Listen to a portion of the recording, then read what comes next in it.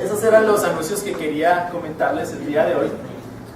Vamos a hablar, o seguimos con nuestro tema de Marcos. Y el día de hoy seguimos con el tema de tras las huellas del Maestro. Y hoy vamos a hablar del Evangelio, una lámpara en una repisa. Y la enseñanza que estamos documentando en esta oportunidad del Evangelio de Marcos tiene que ver con las parábolas. Ahora, ¿qué es una parábola? Tal vez muchos lo hemos escuchado, pero no sabemos con precisión de qué se trata. En la mayoría de los casos, esta palabra se refiere a historias tomadas de la vida diaria y usadas para ilustrar verdades espirituales y morales, pero también pueden designar breves similitudes, comparaciones, analogías o proverbios. Por regla general, las parábolas tienen un punto principal y no se debe suponer que cada detalle tenga algún significado especial. Hay elementos en las parábolas que son significativos, pero no todos realmente.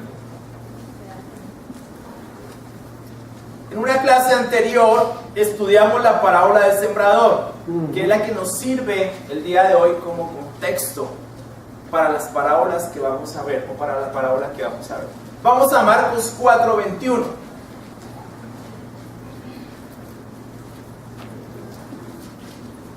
Marcos 4:21. Bueno, este atril me esconde, pero también queda más alto, entonces puedo ver mejor. Dilo. ¿Dónde está? Sí, yo me hago acá, pues ya no me ven. Milagro. El cuadrado. Pero tengo la moral de que más bajitas que yo. Sí. Isabel, ¿no han visto Isabel? Se fue para Cali y se encogió. Marcos 4:21 dice: también les dijo, ¿acaso se trae una lámpara para ponerla debajo de un cajón o debajo de la cama? ¿No es, por el contrario, para ponerla en una repisa?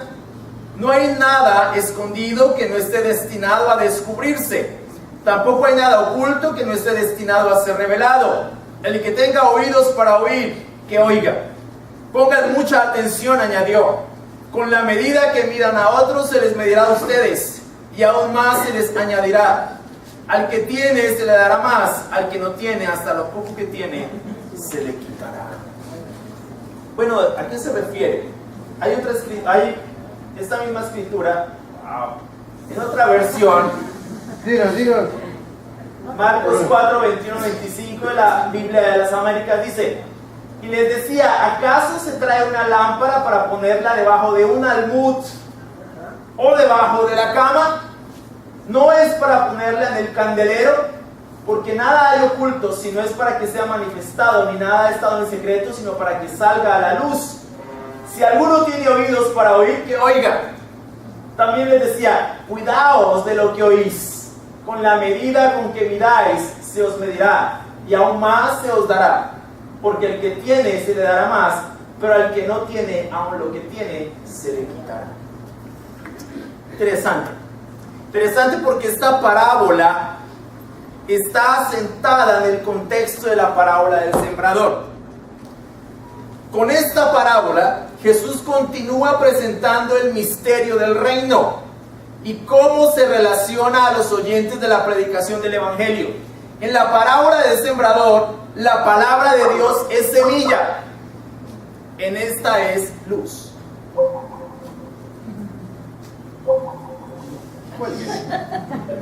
Cuélguele, o si no, se me distraen ellos.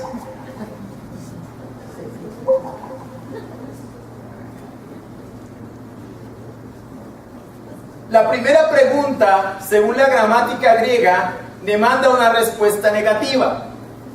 La lámpara es encendida y puesta en un lugar apropiado, es decir, el candelero, para que dé luz a la gente. No es puesta debajo del almud, cesto, celemín o cajón, donde no puede llevar a cabo su propósito de alumbrar a las personas. Ahora, ¿qué es un almud? Un almud es esto. Un cajón. Sí.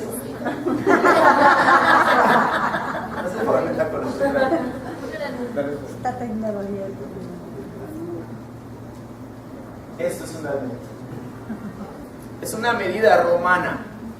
Aquí se echaba trigo o algún cereal. Es como esos, digamos que hoy en día son como los tarros que tienen las esposas allá, que usan para el arroz y para todas esas cosas. Este algo se usaba para colocar o para depositar medidas de trigo o de algún otro cereal. Entonces Jesús dice, una lámpara, no, es ridículo colocar una lámpara debajo de algo así. No tiene sentido. O sea, Jesús está tratando de llamar la atención con esto. Una lámpara no se pone debajo de un almud o debajo de una cama. En Palestina no habían camas como las que nosotros usamos. La cama generalmente era una colchoneta. Colchoneta se enrollaba, se dormía y luego se enrollaba, como hacen algunos solteros. Se enrollaba y ya, ¿sí? Eso era todo. Pero también es ridículo y es absurdo colocar una lámpara debajo de una colchoneta o debajo de una cama donde no tiene ninguna utilidad, donde no va a alumbrar a nadie. Evidentemente, una lámpara se coloca sobre una repisa para que alumbre todo. Es como colocar un bombillo debajo de un escritorio. No tiene ningún sentido, al día de hoy no. Las personas representadas en este versículo por el nombre les son los apóstoles. Es decir, esta parábola, junto con la del sembrador, estaba siendo dirigida a los apóstoles y a los discípulos que estaban con Jesús. Podemos ir al versículo 10 y versículo 11. Revisémoslo, 10 y 11. Cuando se quedó solo, los 12 y los que estaban alrededor de él le hicieron preguntas sobre las parábolas. En el versículo 11 Jesús les dice: a ustedes se les ha revelado el secreto del reino de Dios, les contestó, pero a los de afuera todo les llega por medio de parábolas. Y en el versículo 21, que es donde iniciamos el día de hoy, dice: también les dijo. ¿A quiénes? A sus apóstoles y a los discípulos que estaban cerca de él. Entonces, esta parábola está dirigida a cristianos, pero también a quienes quieran serlo. La luz, la lámpara, es el Evangelio. ¿Qué le está queriendo decir Jesús a sus discípulos con esto? Que el Evangelio no es algo que se debe ocultar o esconder. El Evangelio tiene que colocarse alto, donde se vea, donde alumbre. Es lo que les está queriendo decir Jesús a sus discípulos. Recuerden que en la parábola del sembrador habían 3 terrenos que impedían que la semilla del Evangelio diera fruto. ¿Se acuerdan?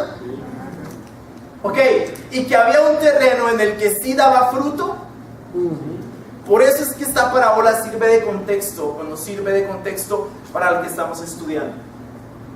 El Evangelio, desde todo punto de vista, necesita dar fruto en la vida de la persona, pero también necesita ser predicado, testificado. Es absurdo ocultar el Evangelio.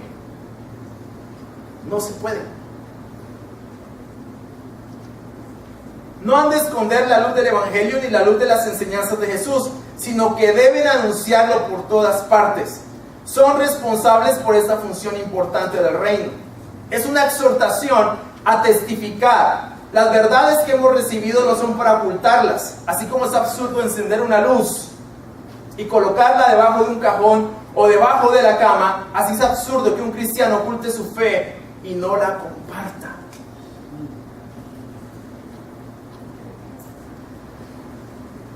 El Evangelio, lo que nosotros recibimos como cristianos y lo que tú vas a recibir si quieres ser un cristiano, es para predicarlo, es para testificarlo, es para darlo a otras personas. Es para que este evangelio, esta lámpara, alumbre. Estamos en un mundo que vive en oscuridad. Así es. Totalmente en oscuridad. La única solución para que el mundo en el que nos encontramos cambie sustancial y radicalmente es que el evangelio sea predicado. Jesús está llamando aquí a sus discípulos a predicar el evangelio, a testificar, a no ocultarlo.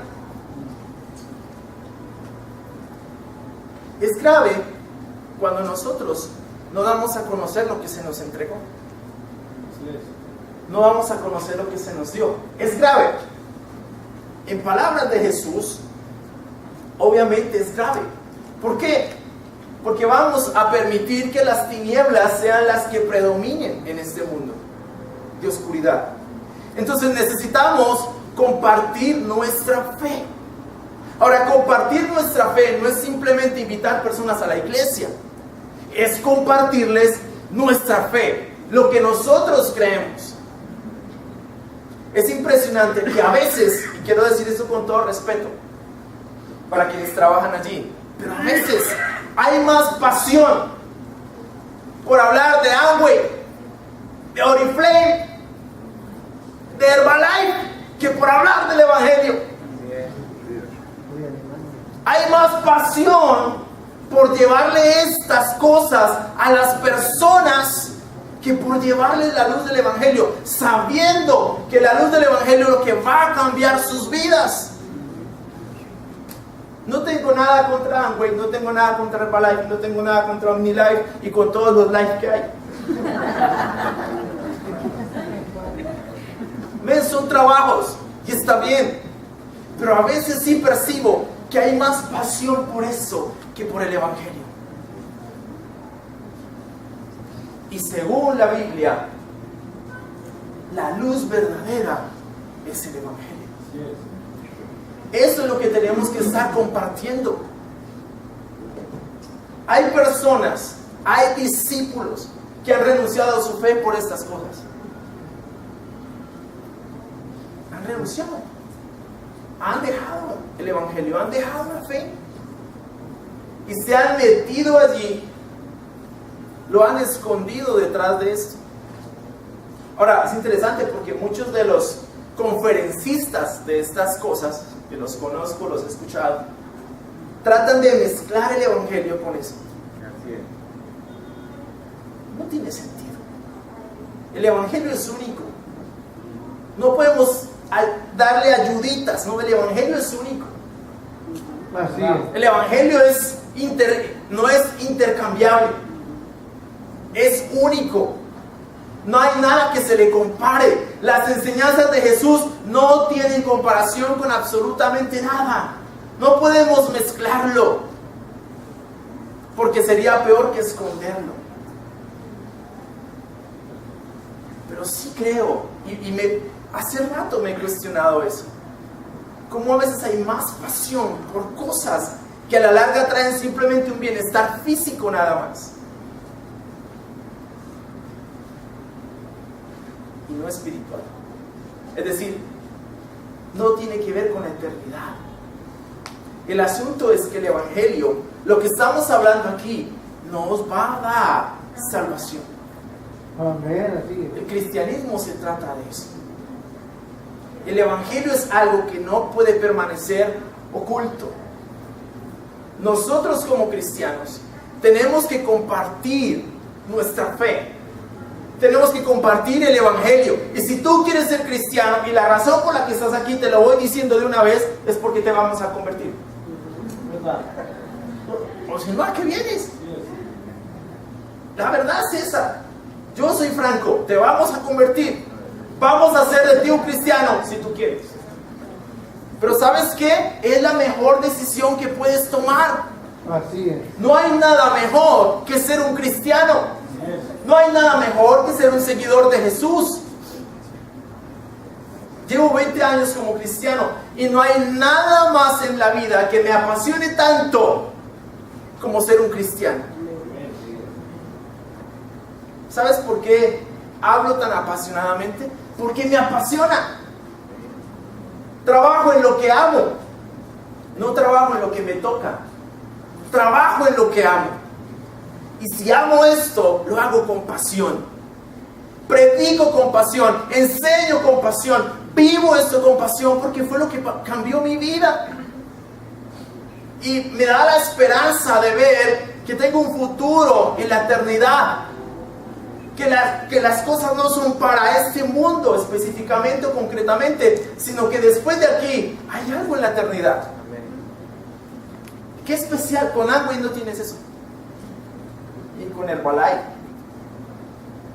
Y lo digo ¿por qué? Porque aunque no estoy en contra de estas cosas, sí estoy en contra de que haya más pasión por estas cosas que por el Evangelio. Cuando a la larga esto es lo más significativo. Cuando a la larga esto es lo que sí verdaderamente te trae salvación a ti. Ahora, hay un problema más grave que este. Más grave que el no compartir la fe. Más grave que el esconder el Evangelio, porque hay cristianos de la secreta. 007. Solamente ellos saben que son cristianos. Nadie más lo sabe. Entonces funcionan como 007. Eso no es bíblico. Eso no tiene sentido. Es esconder esa luz debajo de un cajón. En Mateo 5, Jesús dice: hagan brillar su luz delante de la gente. Ya no tiene que ver con el Evangelio, tiene que ver con la vida. Hagan brillar lo que el Evangelio hizo en sus vidas delante de la gente, para que la gente los vea y honre a Dios por eso.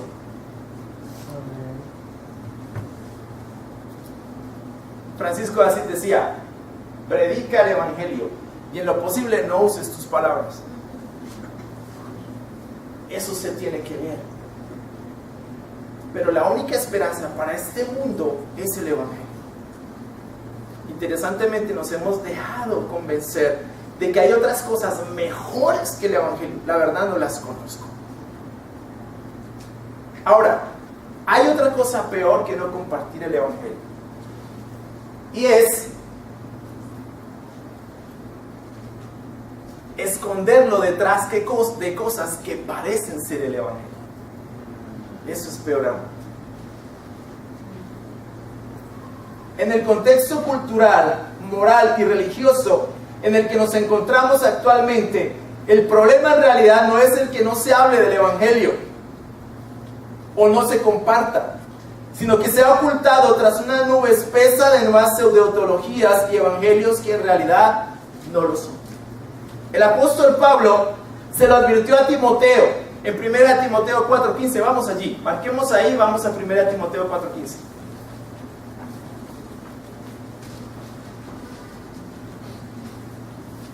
1 Timoteo 4, versículo 15. Perdón, 1 y 2. No tiene 15. Así tiene 15. 1 Timoteo 4, 1 y 2.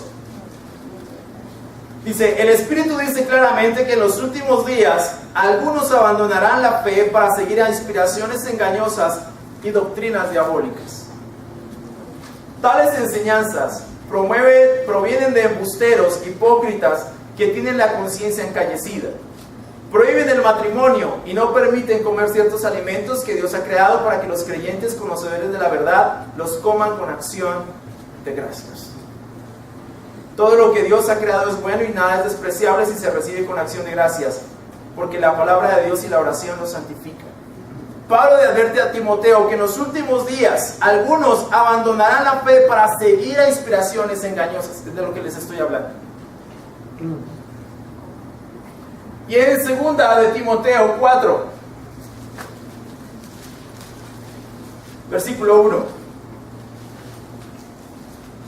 en presencia de Dios y de Cristo Jesús, que ha de venir en su reino y que juzgará a los vivos y a los muertos, te doy este solemne encargo: predica la palabra, persiste en hacerlo, sea o no sea oportuno, corrige, reprende y anima con mucha paciencia sin dejar de enseñar, porque llegará el tiempo en que no van a tolerar la sana doctrina, sino que llevados de sus propios deseos Se rodearán de maestros que les digan las novelerías que quieren oír. Dejarán de escuchar la verdad y se volverán a los mitos. Todas estas enseñanzas falaces que llama Pablo novelerías han alejado a las personas del verdadero evangelio. En lugar de ser luz, en lugar de llevar el evangelio a la luz, han tejido un manto de oscuridad sobre el cristianismo. Es una luz que resultó ser más bien oscuridad. Eso es muy impresionante y es muy impactante. Son enseñanzas, son teologías que parecen del evangelio, pero que no lo son. Eso es lo más grave. Que el evangelio, el verdadero evangelio, está escondido detrás de eso. Entonces, lo que la gente hoy escucha no es el evangelio. No es el evangelio que viene de la Biblia. Son enseñanzas falsas, mentiras, que provienen de la conciencia encallecida de algunas personas.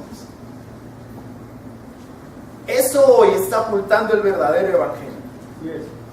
Algunas de estas falsas enseñanzas son condenadas tanto en el Antiguo como en el Nuevo Testamento. Por ejemplo, ¿cuáles? Aquí se puso caldudo el asunto. Comencé a hiperventilar porque voy a tocar callos. Teología de la prosperidad. Teología de la prosperidad. Vamos a 1 Timoteo 6.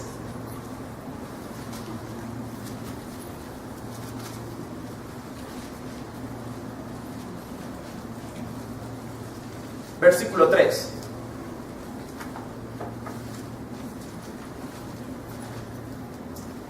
Dice: si alguien enseña falsas doctrinas, apartándose de la sana enseñanza de nuestro Señor Jesucristo, de la doctrina que se ciñe a la verdadera religión, porque hay una verdadera religión, y no tengamos miedo de hablar de religión, es un obstinado que nada entiende. Ese tal padece del afán enfermizo de provocar discusiones inútiles que generan envidia, discordias, insultos, suspicacias y altercados entre personas de mente depravada, carentes de la verdad. Este es de los que piensan que la religión es un medio de obtener ganancias. Es cierto que con la verdadera religión se obtienen grandes ganancias, pero solo si uno se está satisfecho con lo que tiene.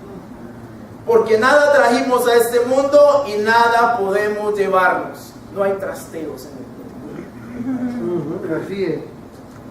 Así que si tenemos ropa y comida, contentémonos con eso. Los que quieren enriquecerse, que eso es la teología de la prosperidad, no es otra cosa, caen en la tentación y se vuelven esclavos de sus muchos deseos. Estos afanes insensatos y dañinos hunden a la gente en la ruina y en la destrucción, porque el amor al dinero es la raíz de toda clase de males. Por codiciarlo algunos se han desviado de la fe y se han causado muchísimos sinsabores. La teología de la prosperidad solamente ha traído oscuridad al cristianismo. Una fuerte oscuridad. Teología de la prosperidad es una pseudo teología y es básicamente amor al dinero, amor a la plata, pero se ha santificado o lo han santificado con la Biblia. De hecho, toda la doctrina de la teología de la prosperidad se basa en un solo versículo de la Biblia que no habla de prosperidad material. Tercera de Juan 2. Ese es el versículo fundacional de la teología de la prosperidad. Pero eso no es el evangelio. No estamos aquí para ser gente millonaria. Estamos aquí para ser cristianos. Estamos para eso. La teología de la prosperidad es la peor cosa que le ha podido pasar al cristianismo en los últimos tiempos. ¿Sabes qué es lo peor de todo? Que es de lo que más se habla al día de hoy. A mi juicio, ¿sabes qué es? Miedo. Es falta de conocimiento de Dios. Y Jesús lo dijo en Mateo 5, Mateo 6, 26. Estas cosas simplemente son las que preocupan a los paganos. Ustedes tienen un Padre en el cielo que sabe que necesitan esas cosas. Por lo tanto, pongan el reino de Dios primero y Dios les añadirá todo lo demás. Son añadiduras. Ahora, ¿por qué digo que es miedo? Porque si tenemos un Padre que nos provee todo, ¿qué necesidad tenemos de estar insistiendo? Dios, prospérame, prospérame, prospérame, prospérame. No confías en que Dios se puede dar lo que necesitas. Ahora, Dios no nos va a dar lo que queremos. Porque generalmente lo que queremos va en contra de su voluntad. Nos va a dar lo que necesitamos. Pero esta teología de la prosperidad tiene mucho que ver con los multiniveles. Es una cosa ahí mezclada. Pero no estamos aquí para ser ricos. Estamos aquí para ser cristianos. Y esa es la mayor riqueza que nosotros tenemos. Cristo se hizo pobre para darnos la eternidad, para darnos la salvación. ¿Por qué nosotros queremos ser ricos? ¿Para qué? Yo no tengo carro, no tengo casa. Vivo en una casa, pero no entiendo. La verdad, ¿qué tengo? Los muebles, mi cama, mi ropa y mi familia. No quiere decir que no aspire a tener una casa, no significa eso. No significa eso, no me vayan a malentender. Pero yo sí creo que el cristianismo hoy está metido en esa nube espesa de afán por enriquecerse. Y muchos predicadores le han traído vergüenza al evangelio por eso. El cristianismo hoy está tipificado como una cueva de ladrones. Y nosotros como los ladrones. Eso es triste. En el funeral de mi tío hablé con un primo y le conté lo que yo hacía. Y él me dice, pero eso es un buen negocio. Así me lo dijo. Y le dije, sí, tienes la razón. Es un buen negocio. El asunto es que yo no estoy en ese negocio. Y me contó una historia de un amigo suyo. Estaban en otra ciudad y fueron a visitar al pastor de la iglesia donde él iba. Cuando mi primo llegó a la casa del pastor, un apartamento de más o menos 900 millones de pesos, y una camioneta de no sé cuántos, la pregunta que le hace mi primo, que no es cristiano, se la hace a este amigo, le dice, viejo, ¿y su pastor renuncia a las mismas cosas que usted tiene que renunciar? Porque yo no veo que eso sea así. Ustedes tienen que renunciar a muchas cosas que su pastor no ha renunciado. ¿Qué ha traído eso al evangelio? Vergüenza. Vergüenza. Eso es amor al dinero. Y el amor al dinero es raíz de toda clase de males. La segunda, la pseudoprofecía. Esa famosa enseñanza o pseudoenseñanza de que tú asistes a una congregación X y te hablan cosas al oído, supuestamente profecías que vienen de parte de Dios. La profecía, desde la palabra griega, es proclamación, no predicción. Y si es proclamación, lo que se proclama es el evangelio. La profecía no es trivialidades que alguien te dice al oído. La profecía es predicación de la palabra de Dios. Esto es la profecía. Vamos a Jeremías 23.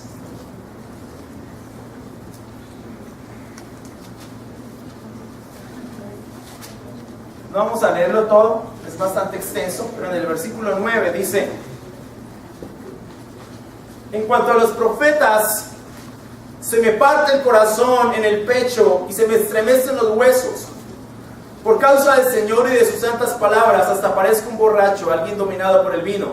A causa de la maldición el país está lleno de adúlteros, la tierra está de luto y los pastos del desierto se han secado. Los profetas corren tras la maldad y usan su poder para la injusticia. Estamos hablando de profetas de Dios. Impíos son los profetas y los sacerdotes. Aún en mi propia casa encuentro su maldad. Y en el versículo 16 dice: así que el Señor Todopoderoso dice: no hagan caso de lo que dicen los profetas, pues alientan en ustedes falsas esperanzas. Cuentan visiones que se han imaginado y que no proceden de la boca del Señor. A los que me desprecian les aseguran que yo digo que gozarán de bienestar. ¿Dónde he escuchado yo eso? A los que obedecen los dictados de su terco corazón les dicen que no les sobrevendrá ningún mal. ¿Quién de ellos ha estado en el consejo del Señor? ¿Quién ha recibido o escuchado su palabra? Su palabra, no trivialidades. ¿Quién ha atendido y escuchado su palabra? El huracán del Señor se ha desatado con furor. Un torbellino se cierne amenazante sobre la cabeza de los malvados. La ira del Señor no cesará hasta que haya realizado por completo los propósitos de su corazón. Al final de los tiempos lo comprenderán con claridad. Yo no envié a sus profetas, pero ellos corrieron. Ni siquiera les hablé, pero ellos profetizaron. Si hubieran estado en mi consejo, habrían proclamado mis palabras a mi pueblo, lo habrían hecho volver de su mal camino y de sus malas acciones. Así que la palabra de Dios es proclamación, no predicción. Y la palabra de Dios tiene que conducir al pueblo, a la iglesia, a los pies de Dios.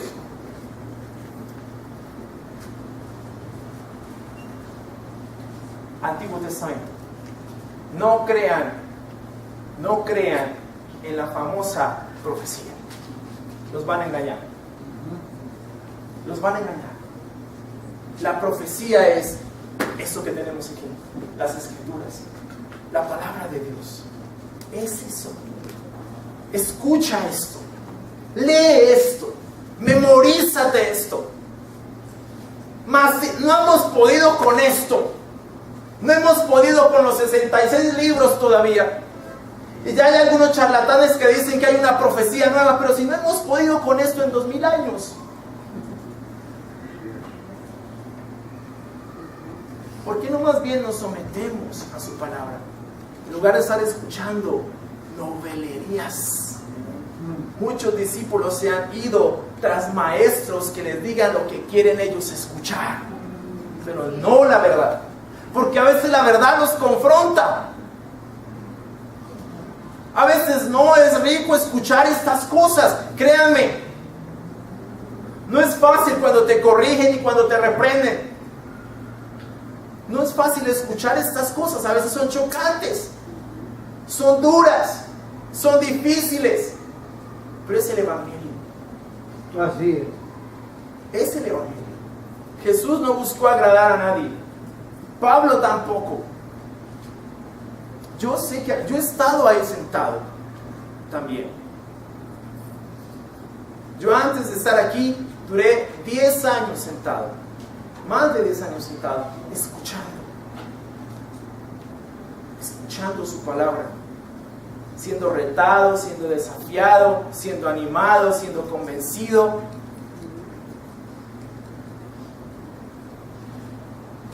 Es lo que tenemos, su palabra. Esa pseudoprofecía que hoy se escucha, honestamente se lo digo con todo respeto, no es. Son puras novelerías, o como dice la versión Reina Valera, cuentos de viejas. Así dice. La otra, mormonismo, Gálatas 1, 6, 9.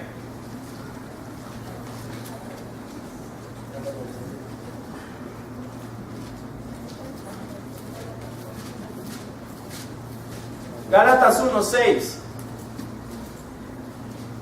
Me asombra, dice Pablo, que tan pronto estén dejando ustedes a quien los llamó por la gracia de Cristo para pasarse a otro evangelio. No es que haya otro evangelio, sino que ciertos individuos están sembrando confusión entre ustedes y quieren tergiversar el evangelio de Cristo. En este caso eran los judaizantes. Pero aun si alguno de nosotros o un ángel del cielo Ay, es que a él se le apareció un ángel. Mira lo que dice acá. Pero aun si alguno de nosotros o un ángel del cielo, es decir, que si se te aparece Pablo o Pedro y te dice un evangelio diferente, no le creas. Ahí está diciendo él eso. Dice, pero si aún alguno de nosotros o un ángel del cielo les predicara un evangelio distinto del que hemos predicado, que caiga bajo maldición. Interesante, porque muchos de los creadores de las herejías más conocidas han llegado con esta versión. Es que se me apareció un ángel y me dijo tal cosa.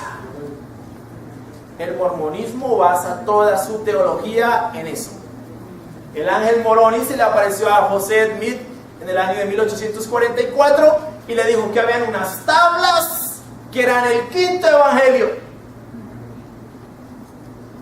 y que Jesús había estado en Centroamérica predicando el evangelio y que esas tablas eran la evidencia de que Jesús había estado predicando el evangelio. Y José Smith, ahora yo no sé si se le apareció, obviamente que no, pero él se ideó todo ese cuento. Entonces les comunicó, se me apareció un ángel y me dijo esto. El mormonismo basa toda su teología allí. ¿Qué dice la Biblia? Que si un ángel del cielo cambia el evangelio, caiga bajo maldición. El mormonismo es otra de las falsas enseñanzas que hay. También este señor José Jesús Miranda, el de Creciendo en Gracia, dijo exactamente lo mismo. La última era que él era Jesucristo hombre. Ya murió y les dijo a su iglesia que él iba a aparecer transfigurado. No ha aparecido. O sea, hay que tener un poquito de sentido común en estas cosas. Y es evidente que no es así. Otra, la oración de fe o la oración del pecador o recibe a Jesús en el corazón. No hay un pasaje bíblico que sustente esta idea como una fórmula de conversión. La Biblia señala claramente que la conversión es producto del arrepentimiento y el bautismo. Hechos 2:38. Vamos allá, Hechos 2:38 al 41.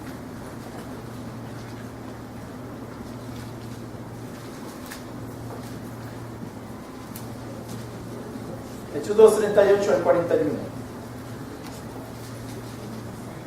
Desde el 37 dice: cuando oyeron esto, todos se sintieron profundamente conmovidos y les dijeron a Pedro y a los otros apóstoles: hermanos, ¿qué debemos hacer? Y Pedro les dijo: hagan esta oración conmigo.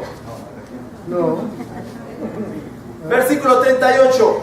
Arrepiéntase y bautícese cada uno de ustedes en el nombre de Jesucristo para el perdón de sus pecados. Les contestó Pedro: y recibirán el don del Espíritu Santo. En efecto, la promesa es para ustedes, para sus hijos y para todos los extranjeros, es decir, para todos aquellos a quienes el Señor nuestro Dios quiera llamar.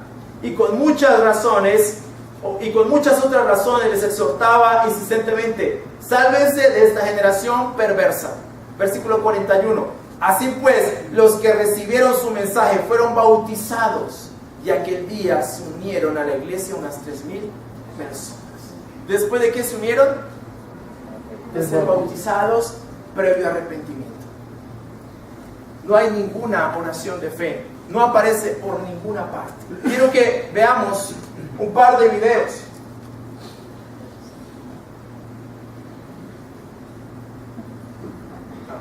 ¿Será que está bonito?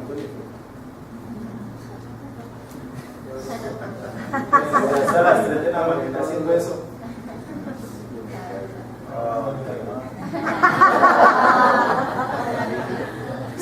Son dos predicadores del mundo evangélico que, leyendo la Biblia, descubrieron ciertas cosas interesantes. Vamos a ver.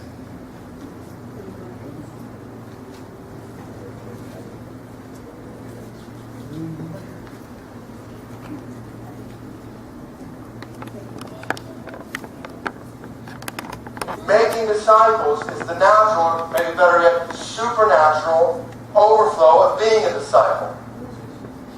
Proclaiming the love of Christ is the overflow of sharing in the life of Christ. And I'm convinced many people in our churches are just simply missing the life of Christ. And a lot of it has to do with what we've sold them as the gospel. You pray this prayer, accept Jesus into your heart, invite Christ into your life. Should it not concern us that there is no such superstitious prayer in the New Testament?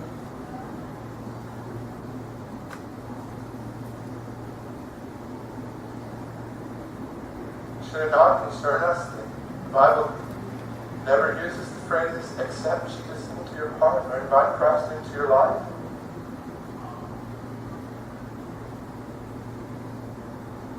It's not the gospel we see it being preached. It's modern evangelism built on sinking sand, and it runs the risk of disillusioning millions of souls.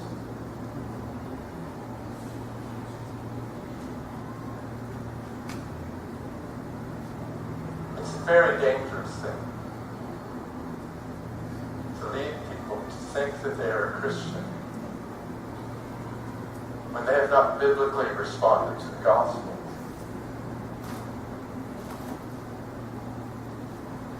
If we're not careful, we will take the gospel, the lifeblood, out of Christianity and put Kool-Aid in its place so that it will taste better to the crowd. It's not just dangerous, it's just damning. Es un predicador bautista. Escribe el libro Radical, se llama así. Les recomiendo que lo lean. Otro video. Otro predicador. Francis Chan.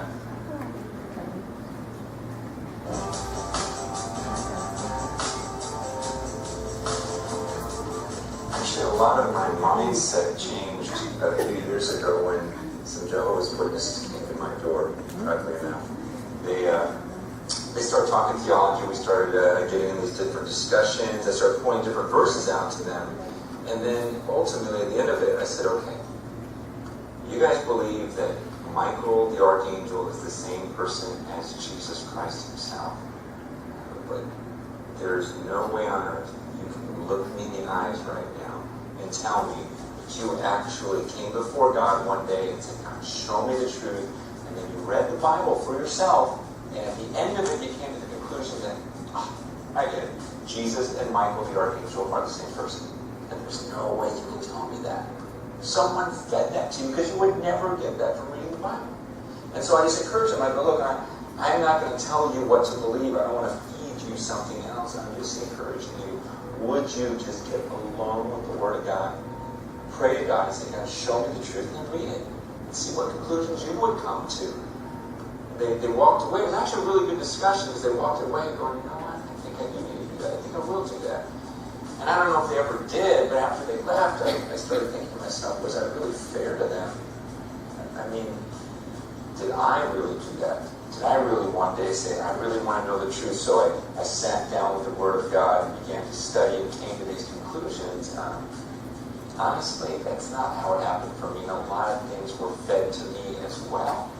And so I've been on this journey of just thinking to myself, okay, if I were on an island and I just read this book over and over again, and let's say this is the only influence I had, and actually I had no theology books, I was just on this island reading this thing over and over, what would I believe just from my readings and studies of this book? Would I come up with church the way we do it in America? Probably not. And I went through this journey of just trying to figure out my whole belief system and thinking through how much of it was fed to me and how much of it really came from the Bible itself. Think about it. If all you had was the Bible, would you come to the conclusion after reading this that to become a Christian you would pray a prayer and ask Jesus to come into your heart? I know I am totally stepping on some toes right now. I'm just asking, is that really what you would find in here? Or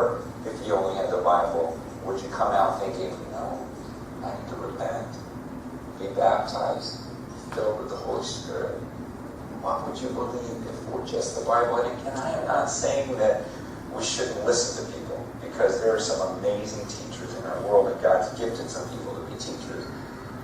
I'm just saying that biblically we're taught that we should test everything we hear and see if it's really in this book.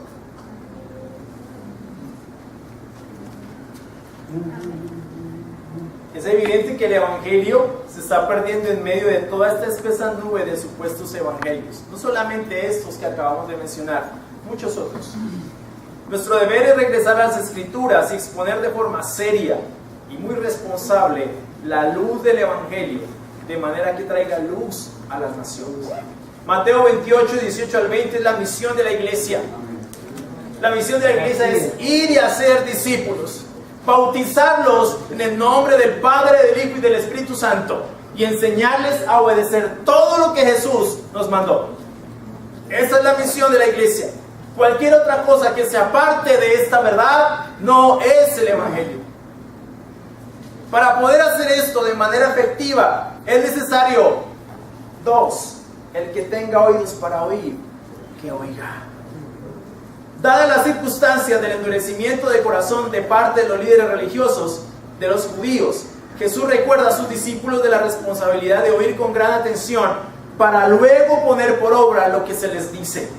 Van a oír grandes verdades respecto al reino, y esto requiere que ellos pongan máxima atención. Jesús les explica parábolas y ellos tienen entendimiento.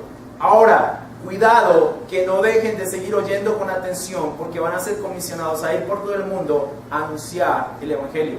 Esto remarca una responsabilidad de escuchar con atención y de responder diligentemente al mensaje que se escucha. Oír es lo mismo que practicar. Santiago 1, 22, 25. El que tenga oídos para oír, que oiga. Mi pregunta es: ¿tienes oídos esta mañana? ¿O ya te dormiste? ¿Tienes oídos para escuchar el Evangelio? ¿Para ponerlo en práctica? ¿Qué vas a hacer hoy después de salir de aquí? Tercero, cuidaos de lo que oís. Con la medida con que midáis se os medirá, y aún más se os dará. Dios mide gracia y bendiciones, en este caso revelaciones, según las medidas del hombre. Si damos mucho, Dios da mucho; si poco, entonces poco. Los discípulos, dando mucho en el ejercicio de sus responsabilidades de dejar alumbrar bien su luz, iban a recibir aún más de estas bendiciones espirituales de revelación. El punto es este: tomar en serio las responsabilidades para poder recibir aún más de las nuevas del reino.